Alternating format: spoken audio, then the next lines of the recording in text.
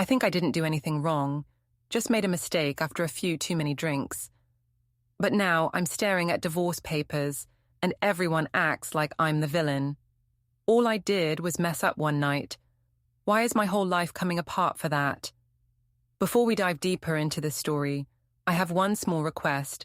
Please subscribe, drop a like, comment, and hit that hype button to boost this channel so more people can discover these incredible stories. The morning light filtered through our bedroom curtains as I tried to pretend everything was normal. Elliot sat at the edge of our bed, already dressed for work, his accountant's precision evident in every crease of his shirt. But something was different. The way he avoided my eyes, the tension in his shoulders. "Sera, we need to talk," he said quietly, his voice carrying a weight I'd never heard before. I stretched lazily, playing innocent. "About what, honey? Can't it wait until tonight? I have that presentation at work." "About where you were Tuesday night." My stomach dropped, but I kept my expression neutral. Tuesday night, the night with Damian, the night that meant nothing, just a few drinks that led to a stupid mistake. Everyone makes mistakes, right? "I told you, I was out with the girls from work. Leah can vouch for me." The lie came easily, practiced from the dozen times I'd rehearsed it in my head. Elliot's jaw tightened. "Until 3 a.m.? "Time flies when you're having fun," I said with a forced laugh. "God, Elliot, you're starting to sound like my father. Since when did you become so paranoid and controlling?" The words hit their mark. I watched him flinch, doubt creeping into his expression. This was Elliot's weakness. He always blamed himself first. After 8 years of marriage, I knew exactly which buttons to push. "I'm not trying to control you," he said softly. Things have felt different lately. Distant." I rolled my eyes and got up, wrapping my robe around me. "Maybe because you've become so boring, Elliot. When's the last time we did anything spontaneous? When's the last time you made me feel alive?" It wasn't fair, and I knew it. Elliot was a good husband, stable, reliable, devoted to our daughter Ella. But good wasn't exciting. Good didn't make my heart race the way Damian's hands had that night. "Mommy, Daddy, why are you fighting?" 7-year-old Ella appeared in our doorway, her dark hair messy from sleep, clutching her stuffed rabbit. "We're not fighting, sweetheart," I said quickly, shooting Elliot a warning look. "Daddy was just asking about my work dinner." Elliot's face was unreadable as he kissed Ella's forehead. "Go get ready for school, princess. I'll make your breakfast." As they left, I caught my reflection in the mirror. I looked tired, stressed. This whole situation was ridiculous. So what if I'd had a few drinks with Damian? So what if one thing led to another? It didn't mean anything. It was just physical, a moment of weakness after months of feeling neglected and unappreciated. My phone buzzed with a text. My heart stopped when I saw Damian's name. Last night was wild. I quickly deleted it, but when I looked up, Elliot was standing in the doorway, his face pale. "Who was that?" he asked. "Just Leah," I said, forcing a smile, complaining about her hangover. But the way Elliot looked at me, like he was seeing a stranger, told me he didn't believe a word. At work, I tried to maintain my usual confidence, but Leah's questioning looks were starting to get on my nerves. We'd been friends since college, and she knew me too well for comfort.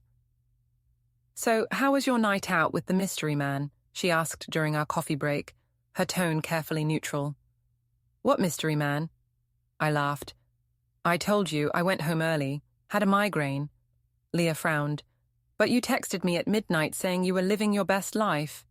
And there was definitely music in the background. Damn, I'd forgotten about that text.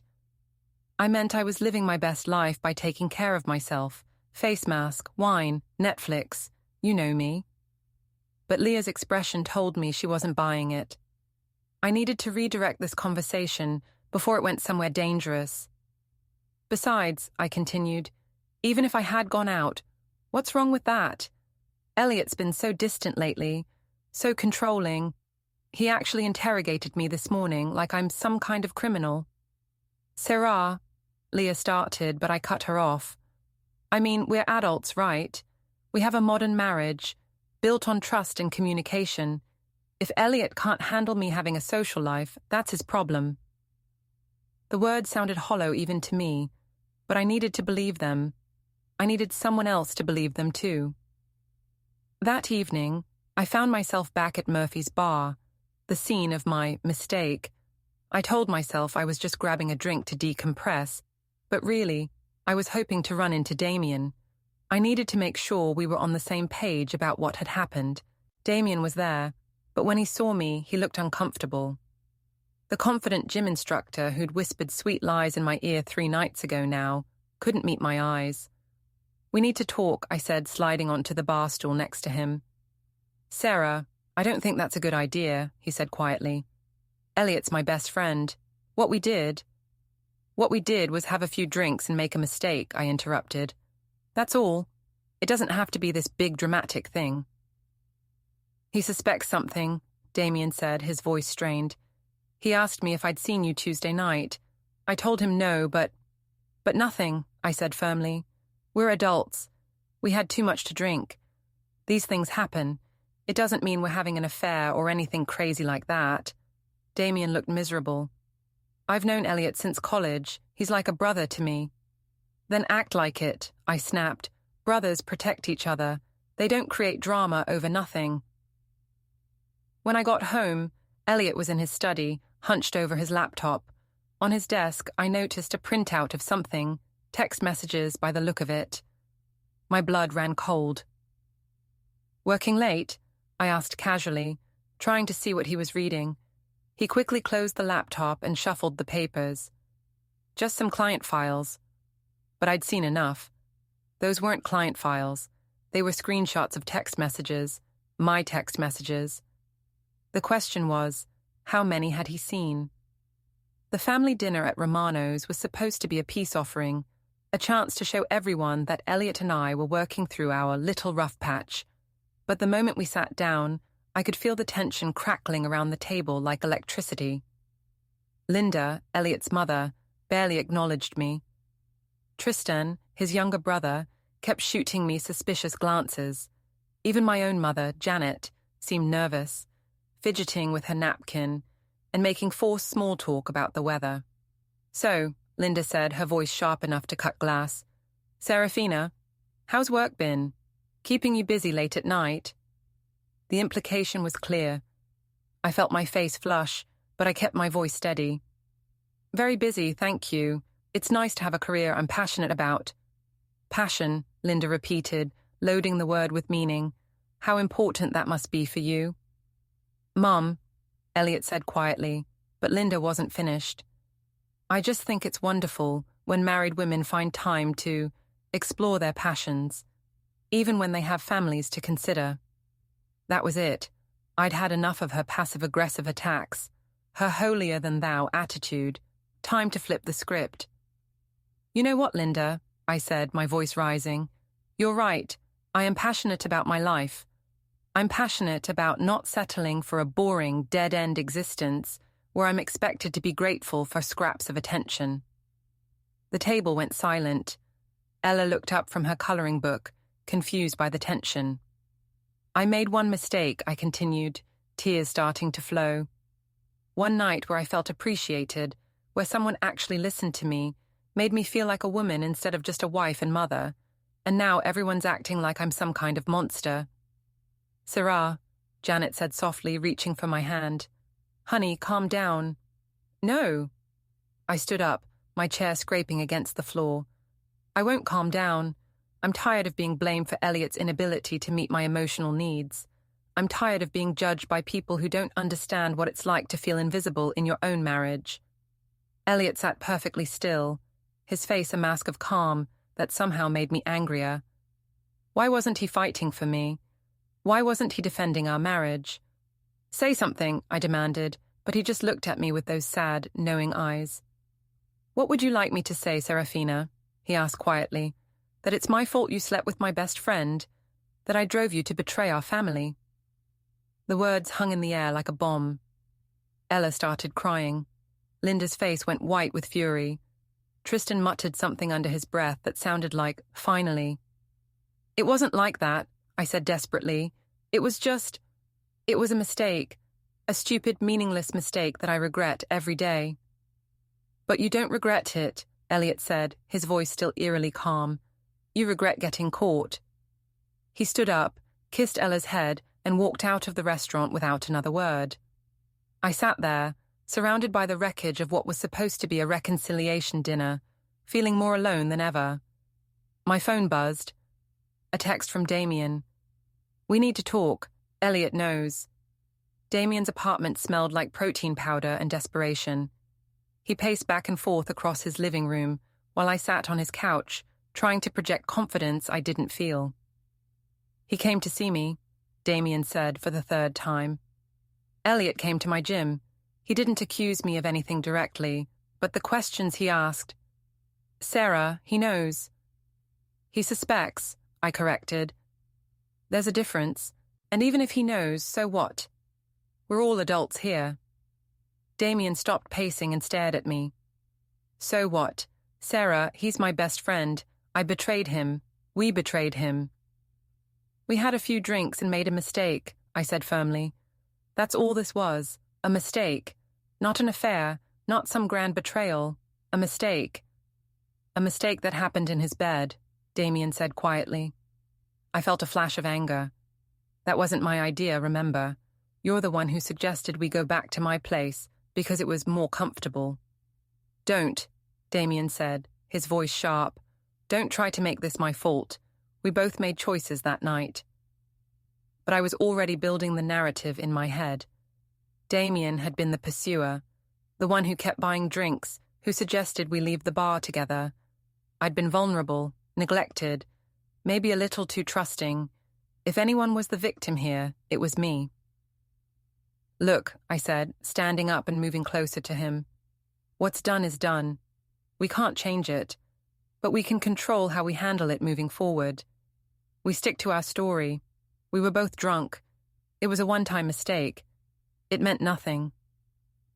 What if he has proof? Damian asked. What proof could he have? We were careful. But even as I said it, I remembered the deleted texts, the bar receipts, the timestamps that didn't add up. How careful had we really been? I think I should tell him the truth, Damian said suddenly. Come clean, apologize, hope he can forgive me eventually. Absolutely not, I said quickly. Think about what you're saying, Damian. If you confess, it destroys everything. Your friendship with Elliot, my marriage, Ella's family. Is your guilt really worth all that collateral damage? I could see him wavering, so I pressed my advantage. Besides, I continued, if you throw me under the bus now, I'll have to tell everyone how you pursued me, how you took advantage of my vulnerability, how you pressured me when I was too drunk to think clearly. It wasn't true, not entirely, but Damian's face went pale. You wouldn't.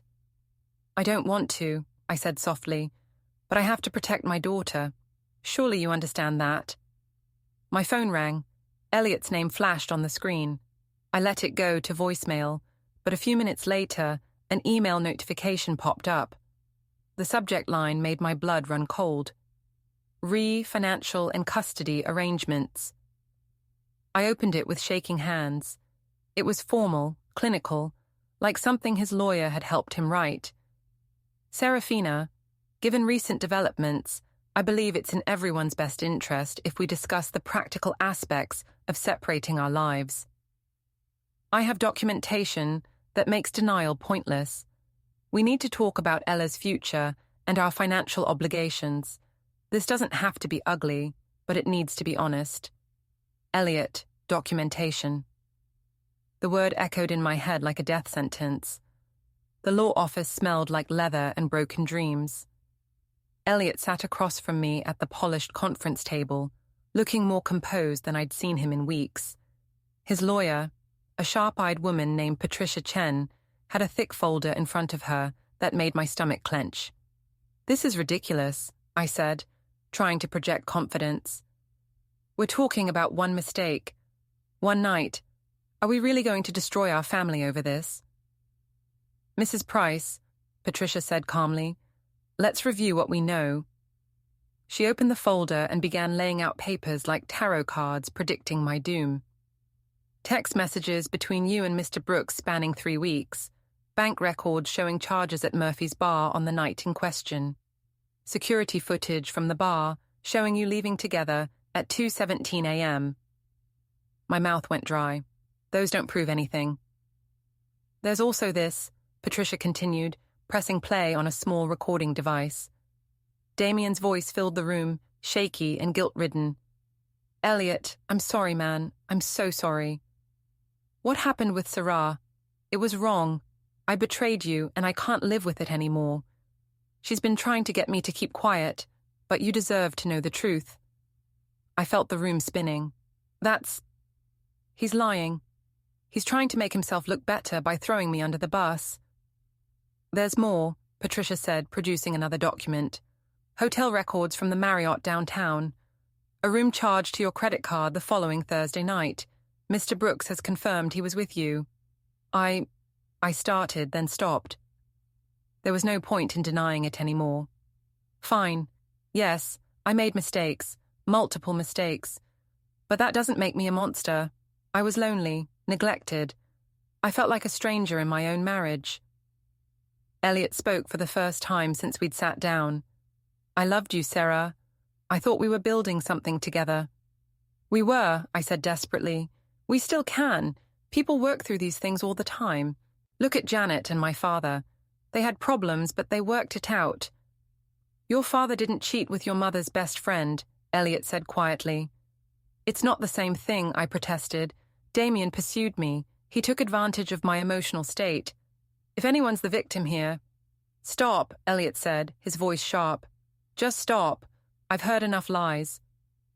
Patricia slid another document across the table. Divorce papers. Mr. Price is seeking primary custody of your daughter, with supervised visitation for you initially. Supervised? I stood up so quickly my chair fell backward. You want to take my daughter away from me? Over this? Over the pattern of deception, manipulation, and poor judgment you've displayed, Patricia said matter-of-factly. The court will be particularly interested in the messages where you threaten Mr. Brooks to keep quiet. I felt trapped, cornered. This wasn't how it was supposed to go. I was supposed to be the wronged wife, driven to a moment of weakness by an inattentive husband. I was supposed to be the one deserving sympathy, not judgment. This is emotional abuse, I said desperately. You're using my daughter to punish me for one mistake. What kind of father does that? Elliot's composure finally cracked. What kind of mother brings her affair partner into her daughter's home? What kind of mother lies to everyone she claims to love? The words hit like physical blows. Because deep down, I knew he was right. But admitting that would mean admitting I was the villain in this story, and I couldn't do that. I wouldn't do that. I want my own lawyer, I said finally. That's your right, Patricia replied. But Mrs. Price, the evidence is what it is. No lawyer can change that. The family court was nothing like the dramatic courtrooms on TV. It was sterile, bureaucratic, designed to process human misery with clinical efficiency. I sat next to my lawyer, a tired-looking man named Robert Kim, who'd already warned me that our options were limited. Across the aisle, Elliot sat with Patricia, looking calm and resolved.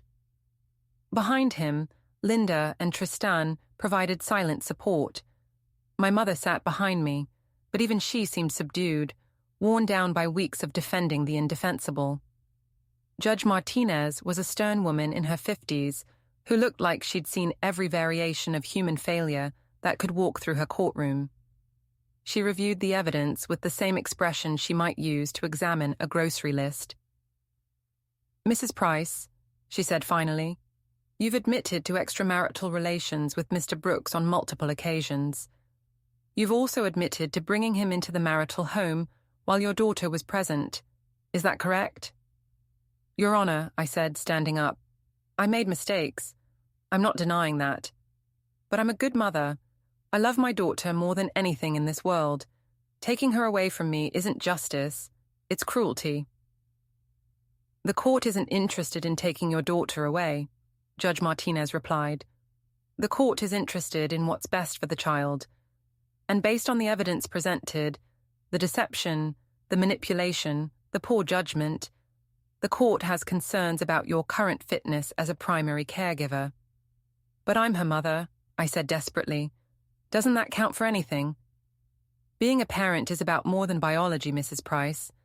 It's about providing stability, honesty, and putting your child's needs before your own desires.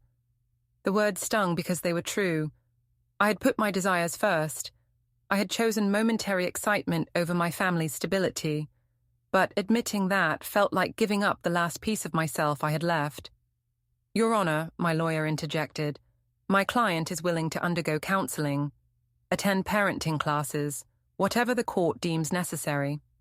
Judge Martinez nodded. The court appreciates Mrs. Price's willingness to seek help. However, given the pattern of behavior demonstrated, the court awards primary custody to Mr. Price.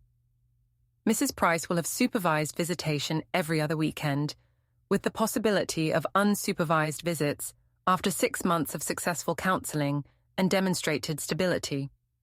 The gavel came down like a gunshot. I felt my legs give out, and Robert had to steady me as I sank back into my chair. This isn't over, I whispered, but even I didn't believe it anymore. Outside the courthouse, I stood alone on the steps, watching Elliot walk away with Ella's small hand in his. My daughter looked back at me once, confused and sad, before disappearing into Patricia's car.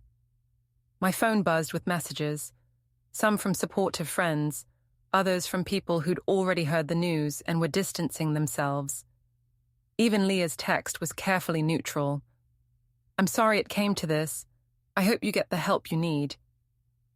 Help, as if I were the broken one, as if I were the one who destroyed our family instead of just making a few mistakes that got blown out of proportion. But as I stood there, watching my old life drive away, I couldn't shake the feeling that maybe, just maybe, everyone else wasn't the problem. Maybe I was. The thought terrified me more than losing the custody battle, more than the divorce, more than the whispers and judgment. Because if I was the problem, that meant I was responsible for all of this. And I wasn't ready to face that truth. Not yet. Maybe not ever. Don't forget to hit like, subscribe, and turn on the bell so you don't miss the next story. Write in the comments from which city you are watching,